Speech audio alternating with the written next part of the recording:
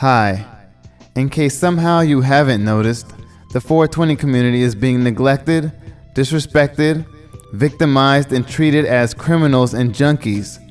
Whether you are a stoner, a responsible user, or just someone that is 420 friendly, we all know it is time for it to stop. The issue has been brought up and brushed aside for too long. There has been more than enough scientific research and social experimentation that has been conducted for us all to have realized marijuana should not be federally illegal in the United States. It should not be criminalized globally, and it is much safer than alcohol, tobacco, and many commonly prescribed prescription medications. I want to see it legalized and regulated in the United States of America today. Before I go into many reasons why drug reform is overdue, I want to invite you into supporting me on how we accomplish the goal. I firmly suggest we boycott, strong and together, on April 20th. Save all of your money and don't watch any TV. Tell your friends and family to support you, and this will work. Yes, our government is a democracy, which technically means we the people have a say in what happens through Congress. But right now, what has happened with our part of the government is that it's being heavily influenced by corporations that strictly want to make money. So instead of our congressmen and women being concerned with the greater good of the people, some of them are being paid by corporations to present and pass bills that are only focused on the greater good of corporations and their shareholders. Through years of lying to and miseducating the general public, a taboo has formed, and with it came a paralyzing fearfulness of the plant, and bringing it up somehow often becomes deemed inappropriate. Well, it is not inappropriate to discuss how the war on drugs is failing and has not at all reduced, but increased the presence of drugs in our communities.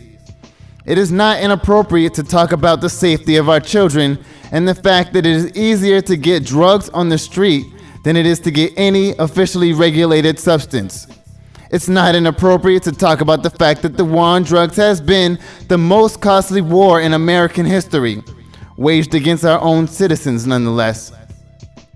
Every single minute of the day, at least 3 people are arrested for the possession of cannabis, and thousands of taxpayer dollars are being spent. These things and many more are what fuel my passion for wanting to see the drug problems in our societies handled with intellect instead of ignorance, love instead of hate, and compassion instead of aggression.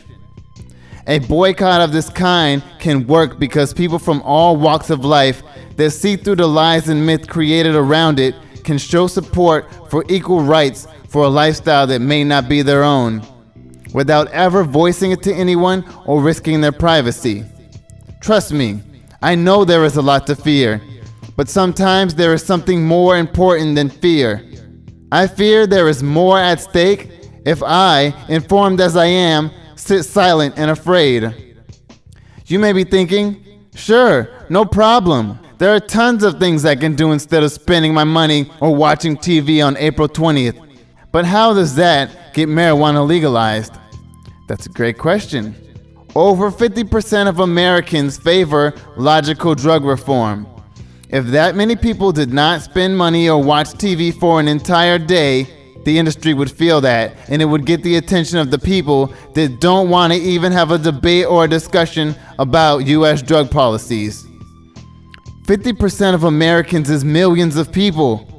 If through my wording and knowledge I can empower that 50% with confidence and facts, we together will have the courage to talk to our parents, our family, our friends, and anyone else that has misinformed beliefs about a plant that has been used for tens of thousands of years before this very recent and young prohibition that started in 1971 under President Nixon.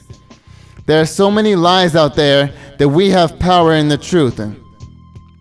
Another way that we could progress drug reform is to contact our local senators and representatives, but many of our politicians are busy with corruption or too afraid to speak up. As more bold and daring politicians step forth, and we support them, we will see drastic changes in politics, but that's the only way this will change.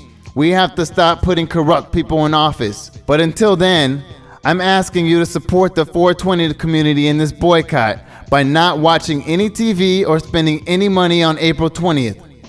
Inform yourself as much as possible about the facts that are out there. Watch a documentary with your family. Use this as a topic for your school research paper. Translate this message and spread the word.